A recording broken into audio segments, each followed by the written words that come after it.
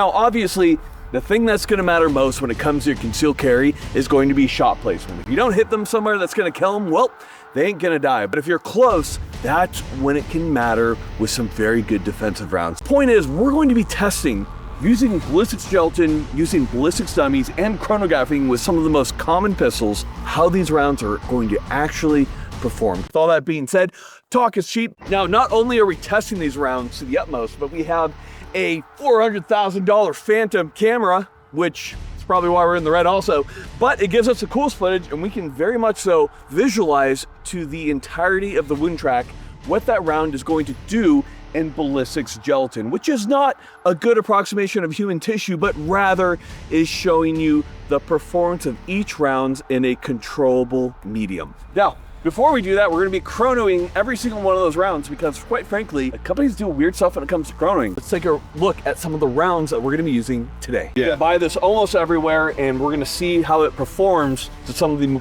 like, I guess you'd say proven performers. Yeah. So next up is another 115 grain hollow point, and it's Hornady Critical Defense. It's also not plus P, but because it's meant for micro 9mm, it doesn't really need to be plus P. It is interesting. It is a filled cavity in comparison to the hollow points. So each of those rounds is going to be traveling through a t-shirt, which previously in our videos have shown to be a problem with the traditional hollow points. So I'm interested to see how these all perform. So after that, we have two very proven performers, particularly with officer-involved shootings. And then what predated it was Hydroshock, but now we have 124 grain plus P HST by Federal. Looks pretty in gel, but it's very, very questionable at best in a real situation. So just side note, I would not use that for an actual self-defense situation. The point is, between us, we have a good amount of military experience, a lot of shooting experience, and we're happy to educate you. With everything being said, I do have to point out that although 124 grain FMJ is not the round you typically want to select, it still did perform pretty well. But your permanent wound cavity just is not as much as we typically see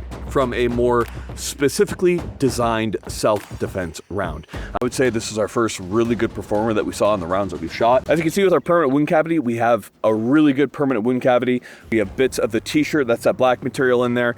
And we have all of the retained weight in the slug right here, which is excellent. And it opened up quite wide. I don't believe you're ever going to feel outgunned carrying Spear Gold Dot. So although not as, intense and as violent as those two other rounds, it still has consistent and very good performance and penetration, just like those rounds. So the point is that these pedals are coming off almost immediately, and what really kills when it comes to a round is going to be penetration. You hit somebody in a vital area, you're going to kill them. We'd go with a proven round such as Federal, Spear, Critical Duty,